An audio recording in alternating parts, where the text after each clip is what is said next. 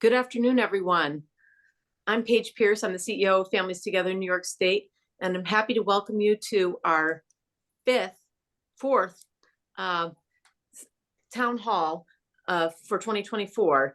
And we have two more coming up next week, one on child welfare on Monday and one on Wednesday on youth justice. I'm so happy to be with you today to have a town hall on developmental disabilities.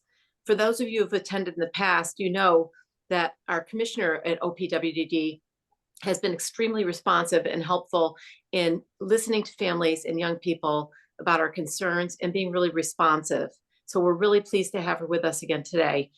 I also want to take a second to just thank Brad Hansen and Zach Kilmer for their hard work in doing these town halls. I know that it's extremely difficult to herd all the cats, and we really appreciate all the work and making sure that they go smoothly.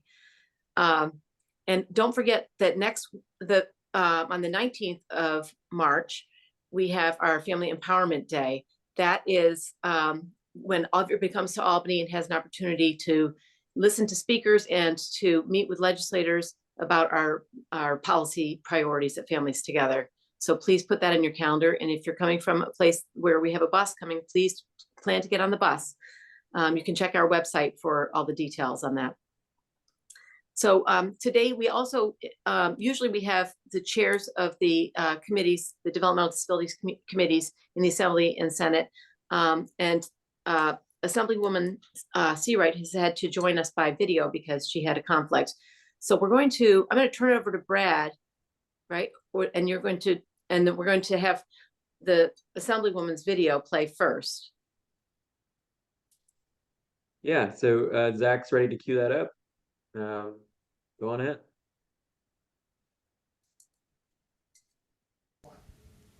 Good morning. I'm Assemblymember Rebecca Seawright, Chair of the People with Disabilities Committee in the New York State Assembly. I commend your leadership, CEO Paige Pierce, for being a strong advocate for children and families. I want to thank New York's family advocates, youth, and my colleagues in the Assembly. And let me also commend OPWDD Commissioner Carrie Neifeld for her leadership and Senator John Mannion, my counterpart in the New York State Senate, chairing the People with Disabilities Committee. I'm pleased to provide you with an update on our work in Albany. Last year, we debated and twice passed legislation for an equal rights amendment to our New York State Constitution. This historic amendment would prohibit discrimination and protect people with disabilities. I'm honored to serve as its lead sponsor, where you will see it appear on the ballot in November.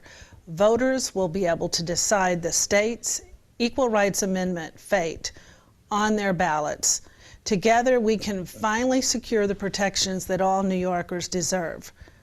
Budget season has arrived in Albany, as I'm sure you all know, and we cannot waste this opportunity. We must strengthen New York's obligation and aid to people with intellectual and developmental disabilities.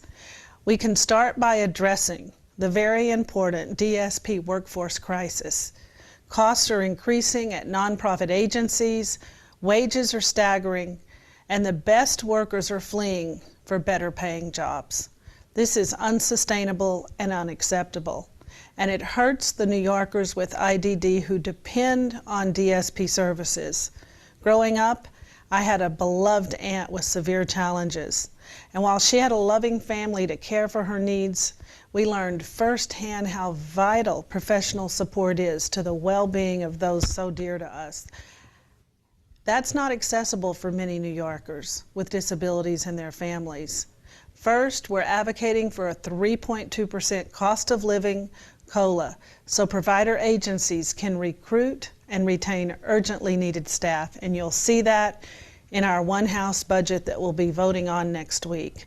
And we're fighting for a $4,000 direct support wage enhancement, DSWE, so DSPs earn a living wage that recognizes their enormous contributions and cost of living. Second, we must promote accessibility for students with IDD in higher education. Almost 95,000 students with disabilities are pursuing degrees in New York State alone. We can help them reach their full potential by allocating $15 million for disability support and success services in colleges. This vital funding would support academic coaching, modified experiential learning, classroom and lab accessibility, professional development, and mental health services.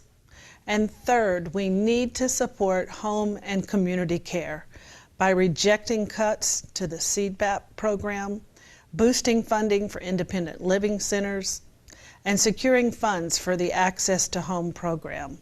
This effort would help people with IDD live with independence and dignity, provide high-quality home care, and support home care aides. We're committed to all this and more, but we need the tremendous advocacy of Families Together and everyone here to achieve it. So let's strengthen IDD services, let's work to secure more resources, better treatment, and increased support, and let's pass a budget that helps all New Yorkers flourish. Thank you.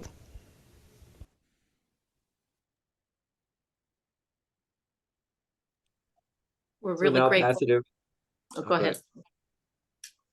No, you got it, Paige. I just want to say I'm very grateful for the Assemblywoman's remarks and for her advocacy internally. It's very helpful.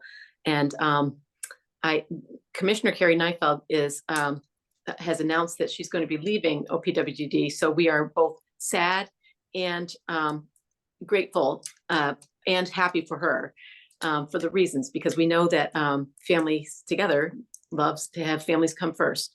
And we are also grateful for the time that you've spent doing this work that has been clearly on behalf of families and people with developmental disabilities. So I'd like to turn it over to the Commissioner to say a few words. Thank you, Paige. I appreciate it. Thank you so much for having me. I always love participating in the Families Together town halls and having the opportunity to spend time with you and to dialogue and to talk about the issues that are important to you, family members and loved ones who support people with developmental disabilities. And Paige is right. I think it's very important, as an agency and as a system, that OPWGD and the IDD system support families and loved ones. As oftentimes, right, the primary advocates, the primary support system for New Yorkers with developmental disabilities. And it's really important that we all work together to continue to strengthen our system. So I'm always happy to be here, always grateful when Paige asked me to do this. And of course, thanks to Brad and Zach for all your work to put it together. I know it's difficult to get us all on the same page, get us all on the same day, let alone then figure out everything else that it takes to put one of these on. And always grateful to our partners in the legislature, Senator Mannion and Assemblymember Seawright, who are both real champions of our issues and advocates for people with developmental disabilities. Also want to just put in a plug that we're kicking off Developmental Disabilities Awareness Month in March, which is always an awesome time to celebrate, our successes, to focus on areas that we're going to continue to invest our energy and to do better for people with developmental disabilities. And I'll talk a little bit more about our theme this year, which is really focused on empowerment, which is really exciting and something that this agency is really focused on. I want to spend a little bit of time just talking about Governor Hochul's budget. I think everyone knows that her executive budget proposal was released at the beginning of the year. And even in the midst of a very difficult budget year, when many other agency budgets remained flat and there were large budget gaps to close, the governor has continued to show her support for OPWDD as an agency and for people with developmental disabilities. Our budget grows this year by 4.8%, which brings us to a total of nearly $5.1 billion in state dollars as part of our budget. And most of you know that the vast majority of our agency's budget is through our Medicaid services, which means that every dollar we spend there is matched by the federal government, which doubles the investment, right? It's an opportunity for the state to leverage our dollars and match it with federal dollars. So we're very excited to see the governor continue those supports to strengthen our agency and to align with our strategic plan goals, primarily of strengthening the workforce, increasing opportunities for independence and employment for people with disabilities, and increasing access to high quality services for people who are new to our system, people whose needs change, and always looking at designing new services to make sure that we're filling all the gaps in people's lives. Last July, we launched a statewide campaign called Look Beyond My Developmental Disability, which was designed to combat the stigma that people with developmental disabilities face in their daily lives. The campaign was designed by people with developmental disabilities, by their family members and their support system, and it challenges all of us to envision a future where people with developmental disabilities live full lives freed from past stigmas and stereotypes. The messages have showcased the many different identities and roles that people with developmental disabilities have and the multiple ways that they are choosing to define themselves. The public awareness campaign is using public forums, social media, internet, radio, and print advertising to educate the public about developmental disabilities and highlight the positive ways that people with developmental disabilities contribute to their communities every day. We're very excited about that, and we'll be highlighting that as part of our developmental disabilities awareness empowerment video series that we're releasing, and we kicked off at the beginning of the month to highlight and celebrate DDAM, and we'll be continuing to release new videos throughout the month of March. We're also inviting people to submit their own photos and their own videos describing who they are and how they want people to see them. We'll also be releasing a series of videos called The Art of Advocacy, which features self-advocates sharing about what advocacy means to them and what they hope the future of advocacy in New York State will hold. As I mentioned earlier, workforce is our number1 priority as an agency, and it's something that we hear frequently about from families and from people with developmental disabilities as being their primary challenge.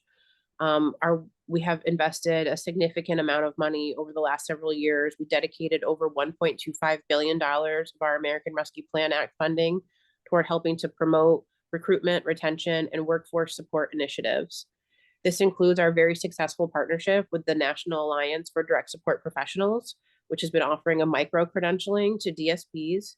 So far, we have over 1,100 staff who have received a DSP certification across New York, and we're continuing to roll out new opportunities for DSPs all across the state. We've also partnered with SUNY to develop a micro-credential program on community college campuses across the state. We recently announced that this program has expanded from 13 to 19 schools, and they all have experienced significant interest in the program. Some of them are even keeping a wait list now for students who would like to engage in this micro-credential opportunity. We've also launched, we will be launching in March and have begun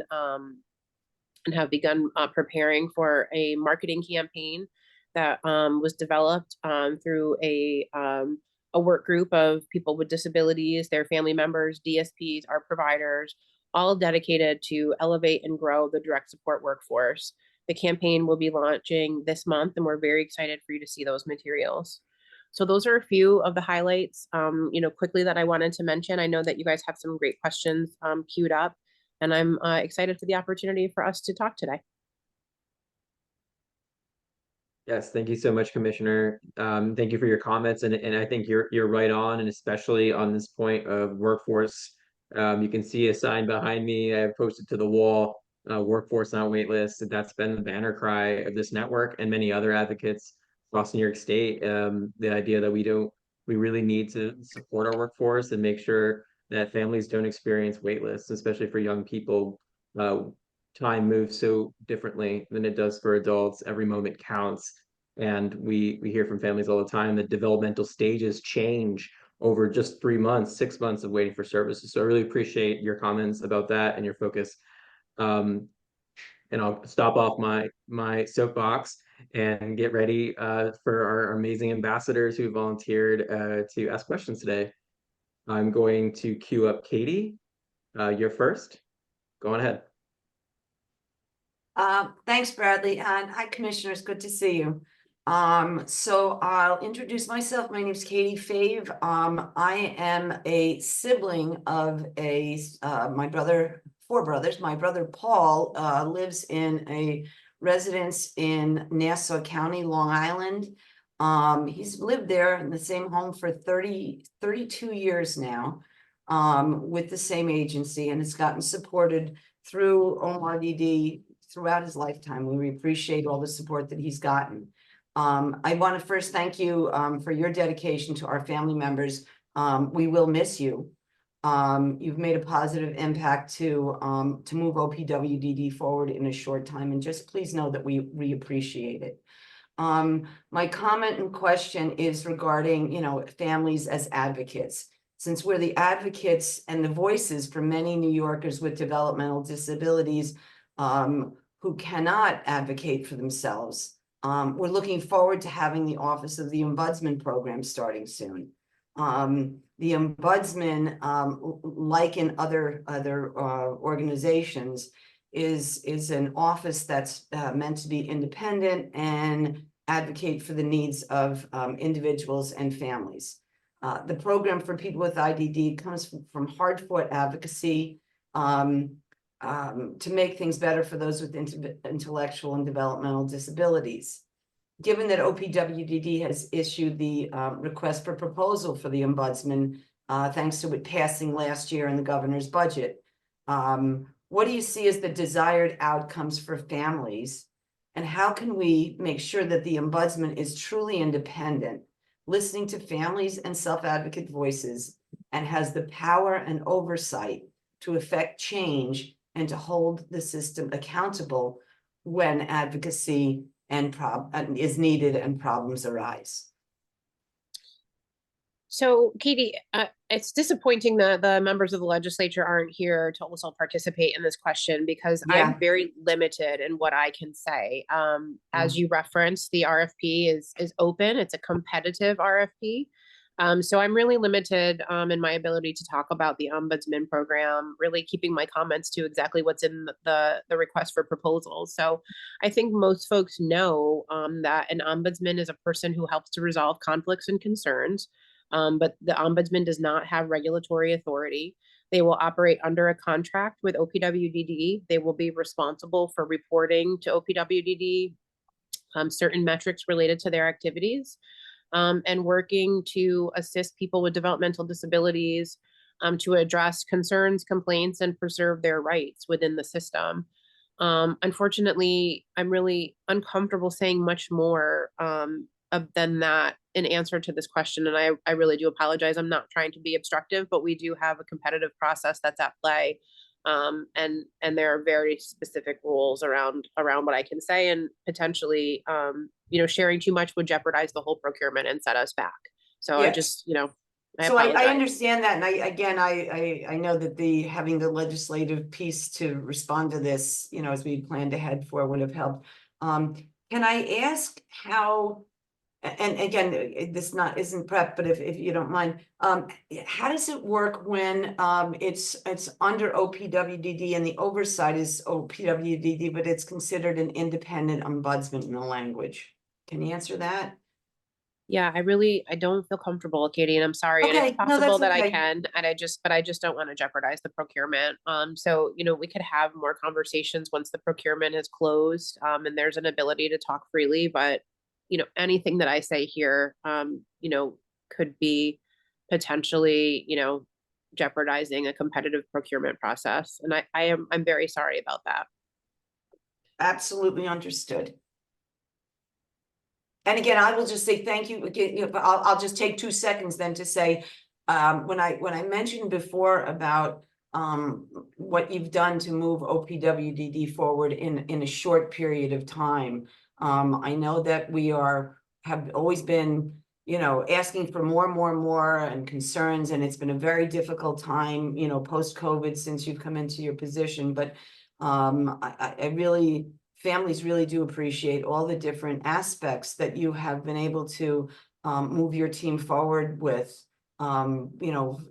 with the strategic plan, and really accomplishing, small steps, but really important steps towards some good successes. And again, the Ombudsman program is one of those that I think OPWDD really needed, which is similar to what other organizations have. So greatly appreciated. Absolutely. And, thank you for your kind words. And I agree. And we, as an agency, as you know, it was a governor's proposal to create the ombudsman. We're very excited about the creation of the ombudsman. Okay.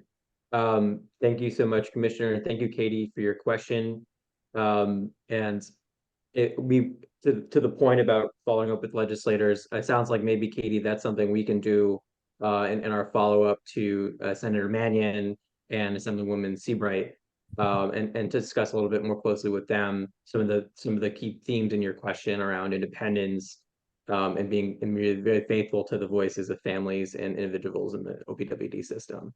I'm now going to pass it to Bethany Morgan to ask the next question. Hi, good afternoon. Thank you. I want to say, first of all, thank you for joining us. My name is Bethany Morgan. I am a family peer advocate at a children's mental health clinic in Buffalo, New York. I am also a mother to 4 great kids, well, most of the time they're great, and a grandmother to an amazing grandson named Jaden. Before I ask my question, I'm just going to give you a little context to help with my question. My now 5-year-old grandson was diagnosed with autism during the pandemic. We immediately began the very complicated process of OPWDD and are still no further today than the day we started. It is a known fact that for children on the autism spectrum, early detection of developmental delays is critical. With early detection and intervention, we all know that children who are diagnosed with autism spectrum disorder are more likely to become enrolled in mainstream kindergarten classes, gain the skills needed to increase social opportunities, and reach their full potential throughout their lifetime. Sadly, early intervention services were not at all early in my experience. And services that were determined needed are not even available in my area or have unrealistic wait times. We have gone through multiple different case managers while we were trying to obtain services, and even more vacancies while trying to utilize services. This year, my grandson began kindergarten and was immediately labeled as a behavior problem. The school's answer was to have us pick him up, suspend him, or the last offer was for us to seek ABA therapy. Little did they know that he has been on a 2-year waiting list for ABA therapy. There is very little communication between offices, care managers, school systems, etc., and they all have huge staffing issues. It has just been bureaucratic barrier after barrier, and honestly, enough is kind of enough. These children didn't ask for this, and they really don't deserve this. Over $500 million of money was disinvested from the behavioral health system since 2006 due to deferred COLAs, which is directly connected to workforce shortages, vacancies, and turnovers that families like mine experience while trying to receive care. So my question for you is, we are having a major waitlist crisis across multiple systems, but what is New York State doing to make the OPWDD process easier for families and ensuring that youth with intellectual and developmental disabilities are getting the services they need and are entitled to when they need them? Thank you. Thanks. That's a great question. And, I can hear the difficulty just in your question of navigating the multiple systems. And I think, just for the clarity for everybody else, it sounds like you know this, but just for clarity for everybody else who's listening, you're talking about multiple services that are overseen by multiple different parts of government, right? Early intervention being overseen by the Department of Health, preschool and primary school special ed being overseen by the state education department and the school district. Obviously, OPWDD eligibility and services that are provided by our providers, being overseen by OPWDD. And it sounds like there's probably also some behavioral health or mental health services that are overseen by the Office of Mental Health.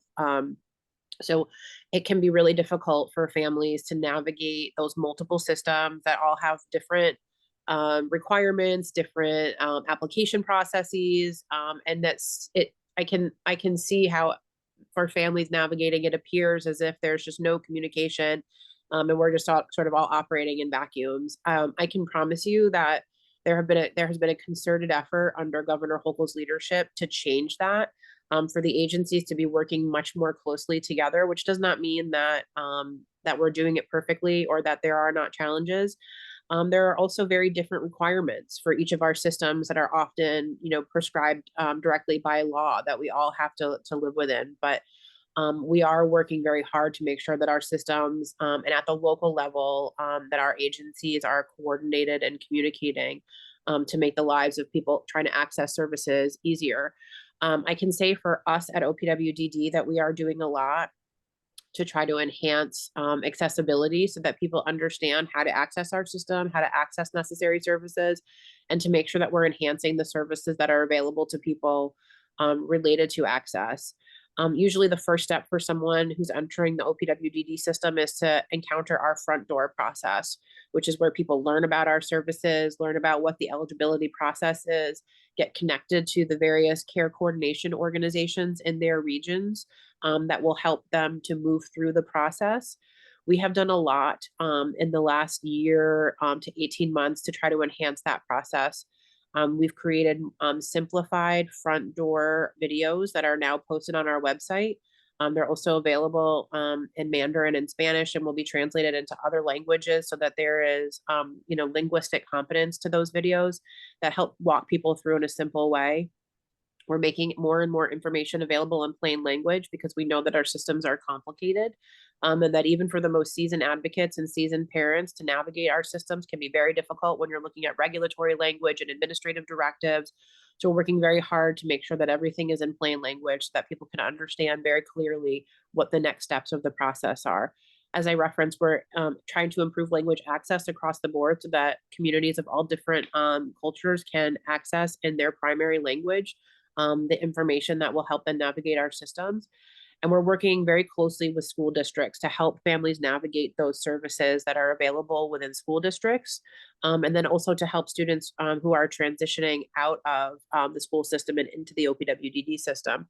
For students who are currently in school, either at the preschool or primary school level, the school district is the primary provider of services to help people with, with what they need related to their intellectual and developmental disabilities.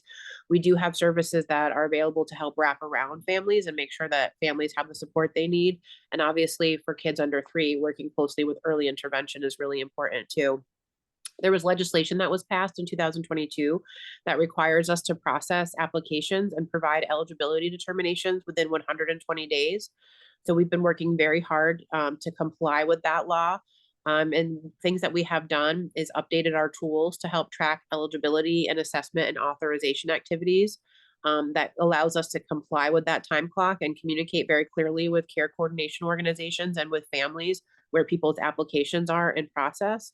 We're engaging in technology updates. We're establishing technology flows and really working very closely with our care coordination organizations and providers on training to make sure that they're very clued in and understand the processes at play here. I think another piece that's really important to mention is our work on our care coordination program, our care management program. Care management is really the access point for our whole system, starting with front door application and entering our system. But when people need services, whether they be through our waiver or outside of our waiver, care coordinators are the point of information and and helping to shepherd families and people through that process. We've been working very closely with them to continue to enhance the care coordination program, to make trainings available, to make sure that there is a free flow of communication between our agency and care coordination organizations, and also to empower families with understanding what they can expect from their care coordination organizations. Those are some of the areas that we are investing a lot of time and energy into improving that experience. And like I said, we are working, in partnership with the other agencies to try to make sure that as much as possible, we are coordinated in the way that we're offering services. All right, I appreciate that. And I really appreciate the fact of the care management because like I said, we've been doing OPWDD for years and it's always a new care manager. It's always, so they're really struggling, but at the same time, my grandson's struggling. So, It's a big area of focus for us. And we, we agree that I think, there are programmatic changes and elements of the care coordination program that can be improved that will improve the overall experience for people with disabilities and their families for sure. Great. I appreciate that. Thank you. Thank you, Bethany, and thank you, Commissioner, for your response. I'm now going to pass it over to Zach Kilmer. Thanks, Brad, and thank you, Commissioner, for being on today. I echo others' sentiments in that we're going to be sad to see you go because you've been really great in this role. But So yeah, I'll get to my question. I am a young adult who is on the autism spectrum myself. My mental health and sense of self-worth improved immensely when I moved out on my own. This was largely because I did not realize how much my environment was infantilizing. This applies to my home and educational settings, as well as just many other aspects of my life. We have a cultural issue in New York and honestly, societally, with the infantilization of young people with disabilities. Many of us want to be seen and treated as equal to our peers in every capacity, including interpersonally and professionally. So, my question to you is, how is New York State working to make sure that those with intellectual and developmental disabilities are supported in their independence and treated with the same respect and dignity as their neurotypical peers? It's a great question, Zach, and thank you for asking it. And also thank you just for sharing vulnerably your own experience. And I have to say, it's something that I hear a lot, both from people with disabilities and from their families, that they thought they were doing the right thing by staying at home, or families thought they were doing the right thing by encouraging their loved one to stay at home. That maybe it was safer. They didn't want their loved one to take a risk. But then, on the other side of that risk, right, is so much reward, and that families and people get to see themselves open up and develop in ways they never would have expected, right? Because you don't really understand what you're missing until you're experiencing that independence and that inclusion. And like you said, right, being treated the same way as your peers, right, and having those same expectations for life as your peers, which I think um, is just incredibly empowering to hear you talk about it.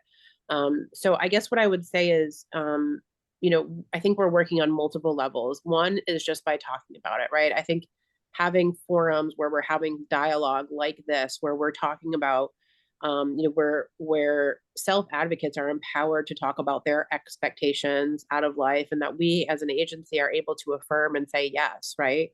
I think for a long time, our system has been set up, uh, to offer less than we should be, right? I mean, for families and for individuals navigating the school system, there's most of the time, to the extent possible, students are in inclusive classrooms. There's mainstream, schooling available for people, and then people make this transition to the OPWDD adult system where it's like, now what's available to you primarily is a group home and a certified residential program, right? Which is like the complete opposite of what people have been experiencing, throughout their educational system, and in their social interactions with peers.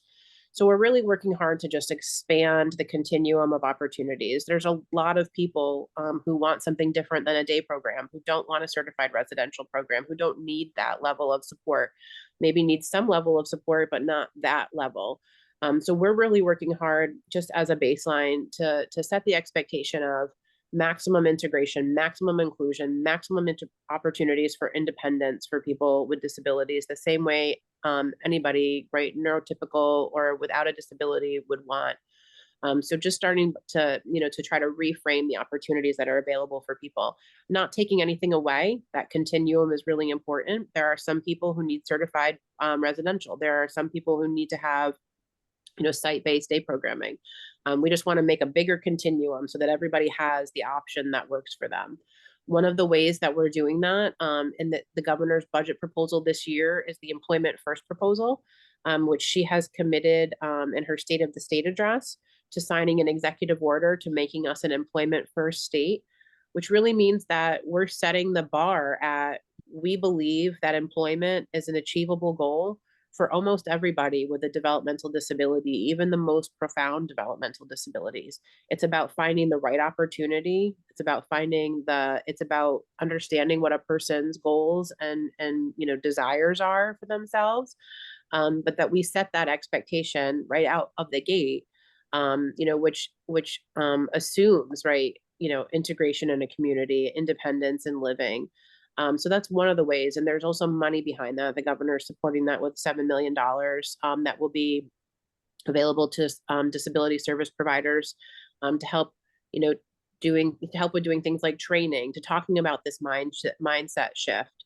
to talking about this with employers within the community and help employers understand the benefits of inclusive employment practices.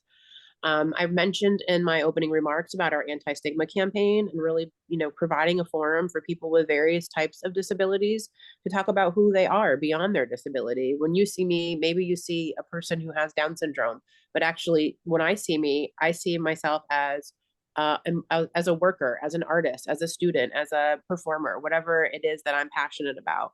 So trying really hard to provide those opportunities for people with disabilities to talk about who they are and what they want in their own words. The campaigns that we're running this month in March related to Developmental Disabilities Awareness Month, the Art of Advocacy, providing a platform for people with disabilities to talk about what advocacy means to them, what their expectations are for the system that supports them. We're very excited about that. We're also releasing a series of sexual empowerment videos where people with disabilities talk about themselves as people with sexuality. Oftentimes, I think to your point about infantilization, people with disabilities are also thought of as being asexual, which we know is not true. And to begin to provide opportunity for people to talk about their own sexuality in a way that feels comfortable for them. And also to provide the tools for people to have an educated understanding of sexuality so that when people are embracing themselves as a person with sexuality and with a sexual identity, they also have the tools to make educated and informed decisions. Rolling out things like supported decision making and showing that there's an opportunity to think about how do we support people to make important decisions in their lives without an authoritative or guardianship role, right? But that we can that people can choose who their circle of support is and where and when in their lives they need assistance with decision making. And we can make the assumption that there is inherent risk in some decisions, but that's okay. And so those are some of the ways that we're trying to address the issue that you're raising. But I do think that one of the most important things is just courage, right? Is that self advocates having the courage to say what they want, and then we as a system having the courage to engage in that dialogue, to support risk taking when it's appropriate, and to support people to live the lives that they want to live. I hope that makes sense. It does. I just want to say that was a very robust answer, and I feel very seen by you and your agency right now. That's absolutely fantastic. And especially in regards to, I just love that you plugged the whole like relationship thing, because part of that infantilization is not people not seeing us as people, like as a queer person who is also on the autism spectrum. I just feel very seen and acknowledged right now. So thank you for that. A+ answer. Thank you. Thank you for your question. Thanks for your A+ question. Zach, you started a new precedent when we start grading each other. Thank you so much, Commissioner. Thank you, Zach, for such a thoughtful question, and again for being so vulnerable. I'm now going to pass it over to Jennifer to ask her question. Good afternoon, and thank you for the opportunity to speak with you today, Commissioner, and again for your leadership over the last several years. My name is Jennifer, and I am the parent of an adult son who has been diagnosed with autism and generalized anxiety disorder. We've been struggling to meet his needs around his mental health and anxiety, while also understanding that he is limited in his capacity to participate in traditional therapy and medication management due to being on the autism spectrum. Further complicating these concerns, we live in rural northern New York, where access to specialized services are difficult to come by, including therapists and medication providers. There are days when my son's anxiety gets so big, he engages in self-injurious behaviors, and we have trouble helping him de-escalate. What is New York State doing to work together to meet the needs of individuals in both of these systems, especially in underserved areas, when they meet the criteria for both systems? Thank you. Thank you for your question. I'm sorry to hear about the struggles that you're having with meeting your son's needs. It's an area of real significant focus for OPWDD and for OMH, and honestly for the Department of Health as well. So all of this to me falls under sort of the bucket of health equity, right? And that, I think in lots of different areas and specialty practices in specific, right? And psychiatry and psychology is one of those areas. It's harder for people with developmental disabilities to access competent services, not because our providers aren't competent, but because they don't, they're not trained and they don't necessarily have the skills to serve people with developmental disabilities. Because to your point, sometimes it needs to look different in the way that we interact with someone who has is either neurodivergent, has a disability, a communication, right? Has trouble communicating traditionally, whatever the issue is.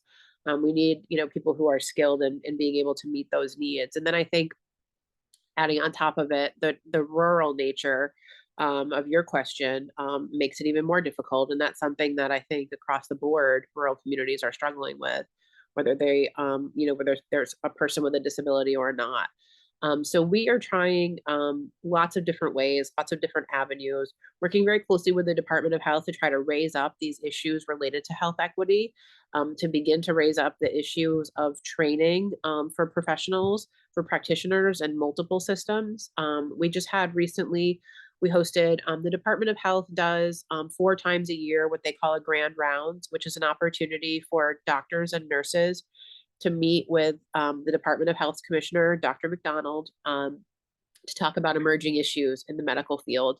The Department of Health partnered with OPWDD recently to host a grand rounds that was all about health equity for people with developmental disabilities.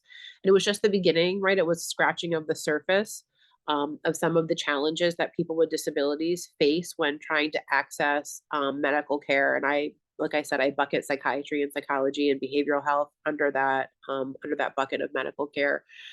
We had a self advocate join us, and she talked about her experiences. We had doctors from within the IDD community talk about the ways that they have tailored their practices to make them inclusive. Some of, very small, subtle ways, and some in very big ways. And it was a really thoughtful conversation. It was the most well-attended grand rounds that the department has hosted.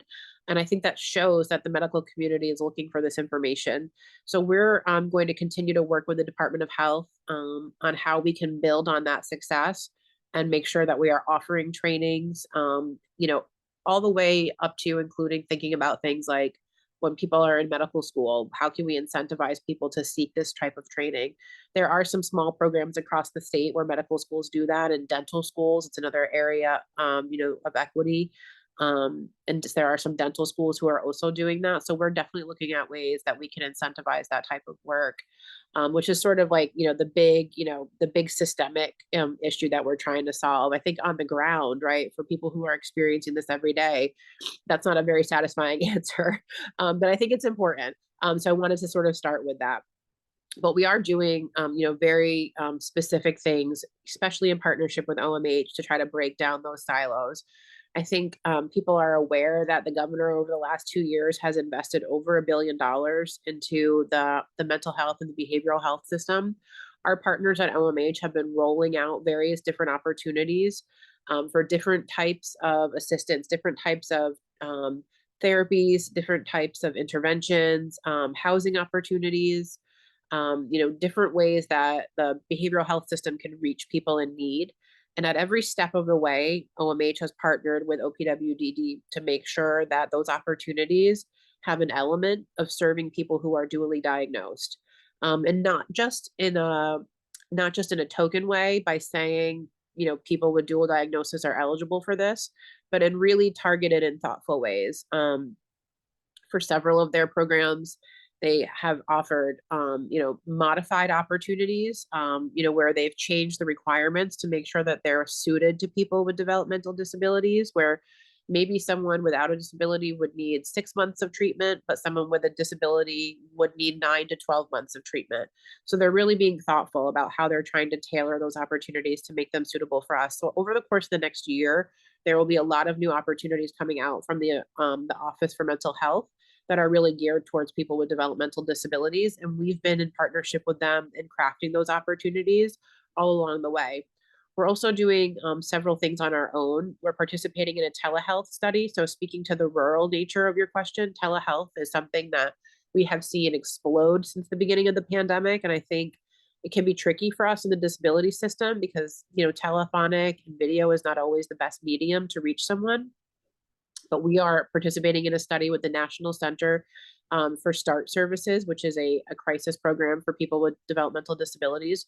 We're participating in a study with them to evaluate the effectiveness and different approaches to telehealth. We have supported various telehealth initiatives across the state, throughout the pandemic, and will continue to do so.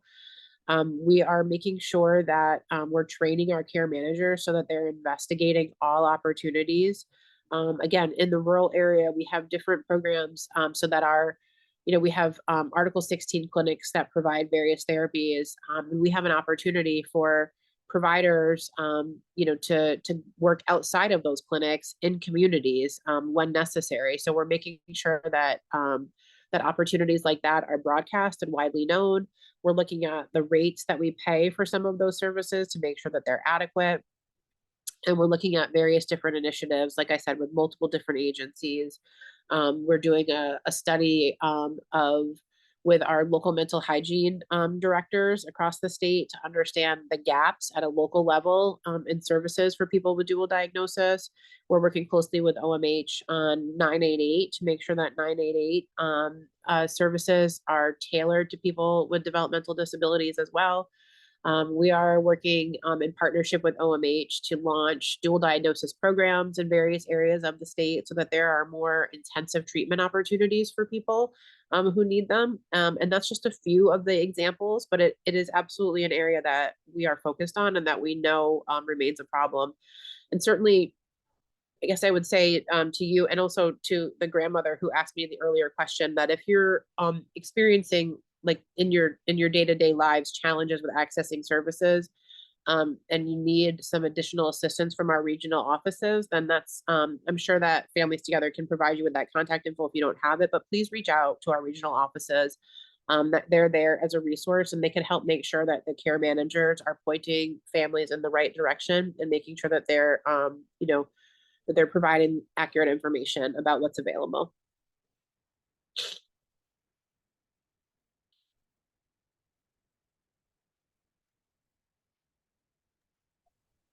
Thank you so much, Commissioner. This concludes the prepared questions from our ambassadors. We do have a little bit of time left. If you're open to answering some Q&A from the audience, I selected a few that feel particularly good for us to ask and relevant to the conversation we've had so far. The first one I'll lift up from Steve Gagne, who I believe is in Utica, New York, a friend of mine. He has a question about family. He's getting a lot of calls from families struggling with mental health, and I assume that also would include developmental disabilities. And that their sense from him is that there's not enough programs accepting offering respite short-term or long-term. And he's wondering if there's anything you know about that, if there's anything OPWDD is doing to address the issue of access to respite. I'm sorry, I got a little distracted. I was someone used the phrase ineffectively listening. My email is popping up on my screen as it's coming. So I was ineffectively listening for a moment, but the question is about access to respite. Yeah. For dually diagnosed. For dually diagnosed. Mental health and TD. Great. So it's an area that we're working on with OMH for sure. I know that our own respite system within OPWDD has struggled because of workforce challenges. I think as we have seen the workforce challenges increase across the state, providers have had to, use their resources differently, right? And that resource being staffing differently to support programs, that need to function. And I think primarily, right, people are diverting resources to certified residential that have requirements for people's safety. And so other programs, including our respite programs, have suffered as a result. We do have our CSIDD program, and we are working hard to make sure that there are resource centers active across the state in every region. We're not quite there yet, but we're working on that. CSIDD is a resource for people who are experiencing crisis. Oftentimes people who have a dual diagnosis. It's not quite like on demand, right? People need to be enrolled in the CSIDD program, and if they are, they have access to crisis services, including the resource center. And we are working, as I mentioned, in response to Jennifer's question, on offerings with the Office for Mental Health. Respite is one of those opportunities, and also transitional housing is one of those opportunities that we'll be seeing OMH rolling out, that will have an opportunity for people with dual diagnosis as well.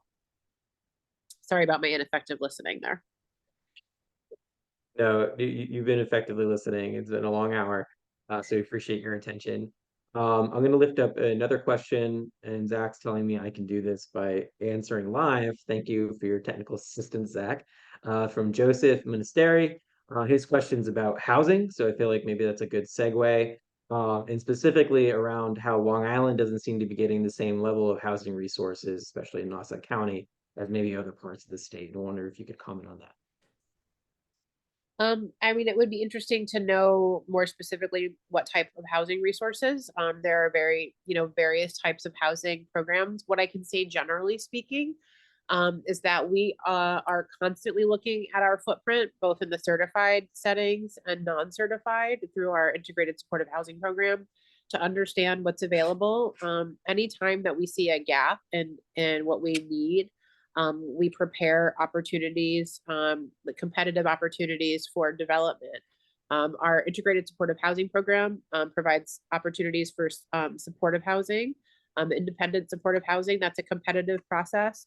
We do look to make sure that it is meeting need and that there is demand by region, and that we are making those awards across the state. I know that's an area that Long Island is focused on and participates heavily in. There are housing subsidies that are available for people. That's based on eligibility for people in the system. So that's got nothing to do with geographics. And then, like I said, for our certified footprint, we're always looking at what we have available, where there is need or demand that exceeds capacity. And when that happens, we make opportunities available. So it'd be hard, like I said, it's hard to answer, specifically without understanding exactly the question, the person who's asking the question, what they're talking about, but that's the general response. Thank you. I'm now going to lift up Dixie's question, which is, I have a family with a 2-year-old nonverbal child who has a diagnosis of autism. Is it too early to start the front door process? It is not too early to start the front door process. I think, again, right, the primary resource right now would be early intervention and then preschool special ed in terms of providing services, but it's not too early to start the front door process to determine eligibility for OPWDD services. There are some services that are available outside of our waiver, and some that are available within. But I think that, going to the front door, checking out those videos makes a ton of sense. And then going from there. Thank you. Let's do maybe 2 more. And I also think these might be related, but you would actually, I think, know better than me. So I'll uplift Megan Henry's question. She asked, when does the 120-day clock start? Can you see this question, Commissioner? Let me see. I'm making it live. I can read it. I'm going through the OPWDD eligibility for my son for the second time. He lost eligibility at age 8, and even though his diagnosis did not go away. I follow weekly and am not past the intake portion, in quotes. I first connected that care coordination in December. It is a full-time job for caregivers, and while I appreciate OPWD putting new resource information out there, what can New York State do to reduce the burden on parents to have children become eligible, stay eligible, and then receive the services they need? Sure. Okay, so I honestly, it's a very technical question. When does the 120-day clock start? I believe it starts once OPWDD receives from the CCO a complete application. So and I think I'm emphasizing the word complete because we oftentimes get partial applications or applications that are missing information, and that there needs to be a back and forth with care coordination organizations to get a full complete package.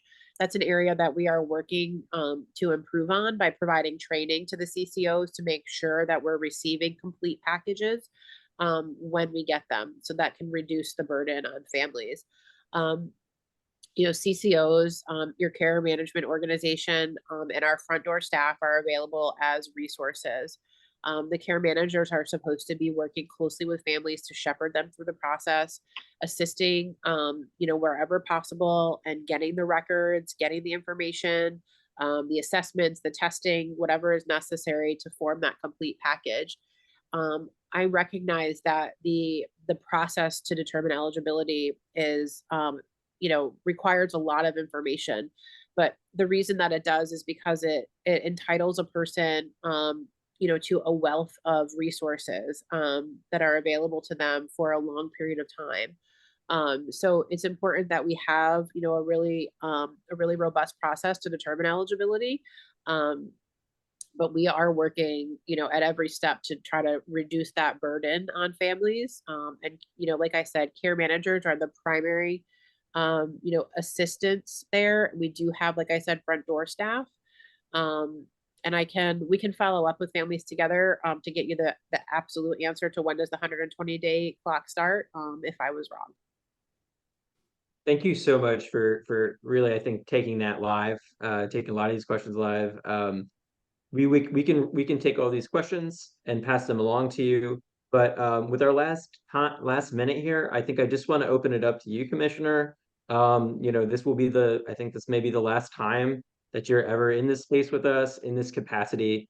And it's been said over and over again just how much we appreciate the energy you've brought to this system, to this network, the community.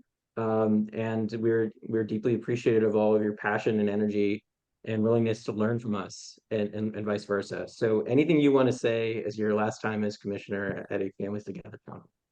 Thank you very much. I'm very grateful for your partnership, grateful for the opportunities that, you guys have given me to partner with you and to learn from you. And, again, right, you're always sharing. I want to emphasize, that the team at OPWDD is great. And so I expect that you guys will continue to enjoy collaboration, exciting leadership from the team at OPWDD.